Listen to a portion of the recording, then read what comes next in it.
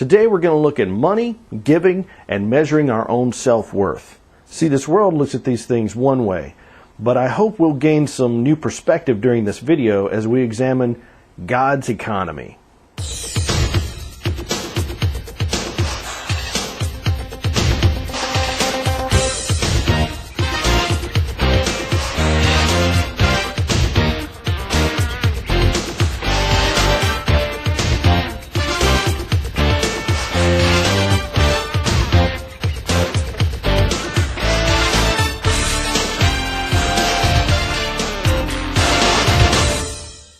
Money. We need it to pay for the food we eat, the clothes we wear, the car we drive, the fuel for the car, the home we live in, and so on. Now, since money is deemed so important to us on a daily basis, it's easy to lose sight of things that are even more important, like caring for our fellow man, or teaching our kids right and wrong, or even remembering to thank God for the blessings we have. Now, when you see those ads on TV for worthy causes that help kids with cancer or starving children in Africa, etc., do you recoil and think to yourself, someone really should help those poor people, but I really can't contribute enough to make a difference? Does giving a little money to help save a child's life really seem like a futile gesture to you?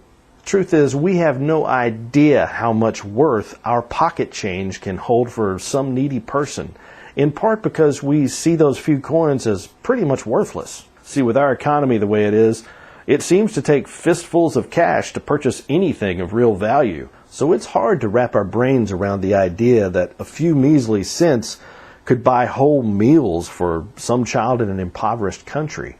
And if there's even a little bit of doubt, then we don't give. And therein lies the tragedy. Now, people even tend to base their own self-worth on their net worth.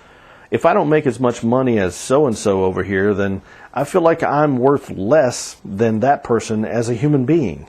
But wait now, I just devalued myself. And that's a slap in the face of God, who created me and sees my worth through the eyes of a loving Father. Now, oftentimes, we even go so far as to devalue other people around us. Perhaps it makes us feel better about ourselves, but it shouldn't. And when you think about it, it's a pretty dumb thing to do. Now, I have to credit Pastor Dave Devine at Chapel Hill for this little demonstration. See, I can take this $20 bill here, I can wad it up, abuse it, even stomp on it, I can even consider it worthless and throw it away. But have I really changed its value? Hello, 20. Gee, you're not looking too good. I bet you're not even worth $20. Are you? No. In fact, you're not worth 10, or even 5, or 1.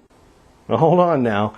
If I take this $20 bill to the store, I can still use it to buy stuff. It's still worth $20 in spite of all the wrinkles and dirt and abuse. And more than that, this $20 bill in God's economy is worth a whole lot more. The Bible tells us that little is much when God is in it. For one thing, God knows how to be a lot more efficient with things of value than we apparently do. And besides that, He also knows how to get more value out of something or someone, more value than we even think is there. You see, whereas people hear the abusive accusations, you're worthless, you'll never amount to anything, and they start to believe that stuff, the Creator knows what His creation is truly worth.